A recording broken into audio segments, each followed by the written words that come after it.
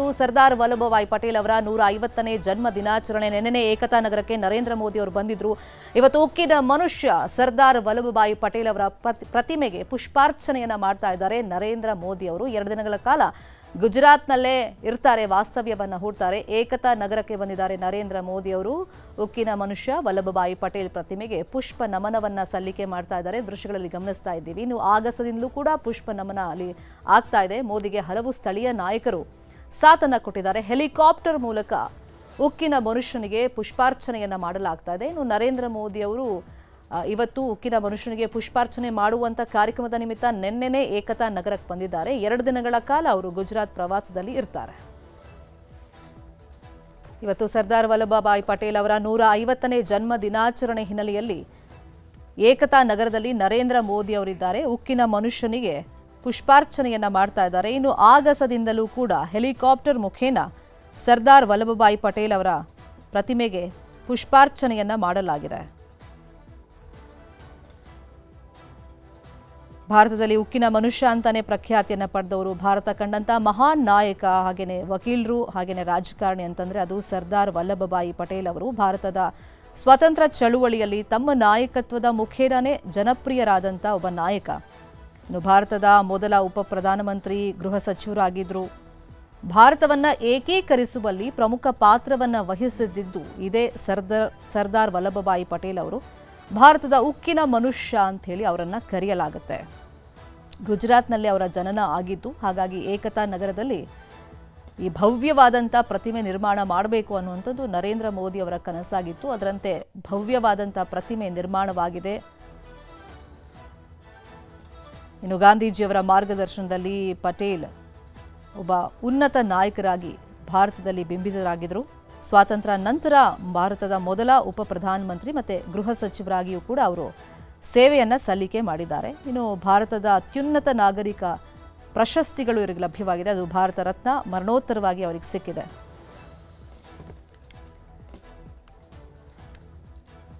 ತಮ್ಮ ಕಾರ್ಯಗಳ ಮೂಲಕವೇ ಭಾರತವನ್ನು ಉನ್ನತ ಸ್ಥಾನಕ್ಕೆ ಕೊಂಡೊಯ್ದಂಥ ವ್ಯಕ್ತಿ ಅಂತಂದರೆ ಅದು ಸರ್ದಾರ್ ವಲ್ಲಭಭಾಯಿ ಪಟೇಲ್ ಅವರು. ನಾನಾಗಲೇ ಹೇಳ್ದಂಗೆ ದೇಶದ ಮೊದಲ ಉಪ ಪ್ರಧಾನಿ ಮತ್ತು ಗೃಹ ಸಚಿವರಾಗಿ ಅವರು ಸೇವೆಯನ್ನು ಸಲ್ಲಿಕೆ ಮಾಡಿದ್ದಾರೆ. ತಮ್ಮ ಜೀವನ ಮತ್ತು ಆದರ್ಶಗಳು ಈ ಕಾಲಕ್ಕೂ ಕೂಡ ಪ್ರಸ್ತುತ ಮತ್ತು ಅನುಕರಣೀಯ ಅನ್ನೋ ರೀತಿಯಲ್ಲಿ ತಮ್ಮ ಜೀವನವನ್ನು ನಡೆಸಿದವರು, ಇತರೆ ನಾಯಕರಿಗೆ ಮಾದರಿ ಆದವರು ಅಂತಂದರೆ ಅದು ಸರ್ದಾರ್ ವಲ್ಲಭಭಾಯಿ ಪಟೇಲ್ ಅವರು. ಇನ್ನು ಸ್ವಾತಂತ್ರ್ಯ ನಂತರ ಹರಿದು ಹಂಚಿ ಹೋಗಿದ್ದ ಸಂಸ್ಥಾನಗಳನ್ನು ಭಾರತದ ಒಕ್ಕೂಟದಲ್ಲಿ ಸೇರಿಸಿ ಒಗ್ಗೂಡಿಸುವಲ್ಲಿ, ಅಂದರೆ ಏಕೀಕರಣ ಮಾಡುವಲ್ಲಿ ಮಹತ್ವದ ಪಾತ್ರ ವಹಿಸಿದಂಥ ಧೀಮಂತ ನಾಯಕ ಅಂತಂದರೆ ಅದು ಸರ್ದಾರ್ ವಲ್ಲಭಭಾಯಿ ಪಟೇಲ್ ಅವರು.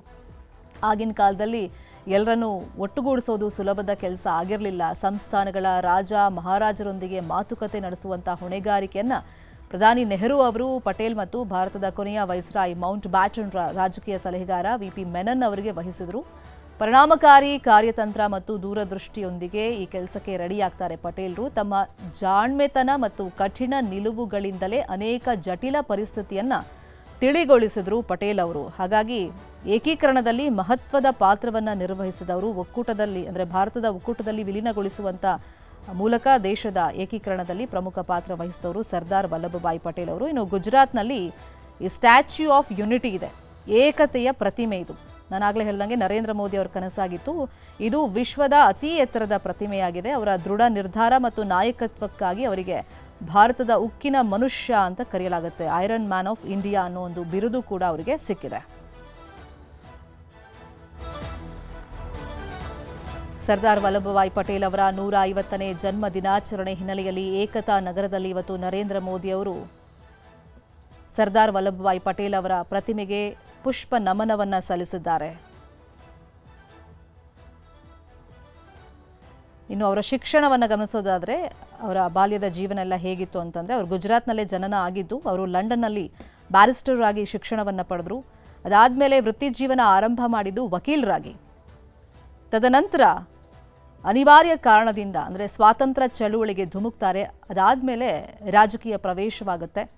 ಸಾಕಷ್ಟು ನಾಯಕರಿಗೆ ಮಾದರಿಯಾಗಿ ಇವತ್ತಿಗೂ ಕೂಡ ಅವರನ್ನು ಫಾಲೋ ಮಾಡುವಂಥ ಸಾಕಷ್ಟು ಆದರ್ಶಗಳು, ತತ್ವಗಳಿದೆ.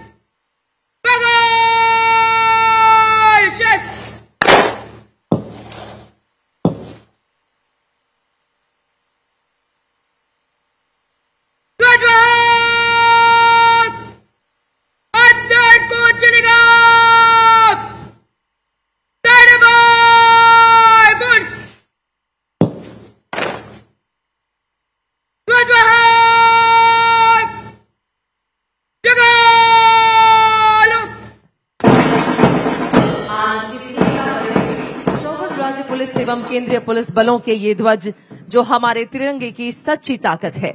पूज्य सरदार के अखंड भारत के विचार एवं माननीय प्रधानमंत्री जी के संगठित भारत के जज्बे को हिंदुस्तान के सीने में जिंदा रखने हेतु संकल्पबद्ध है।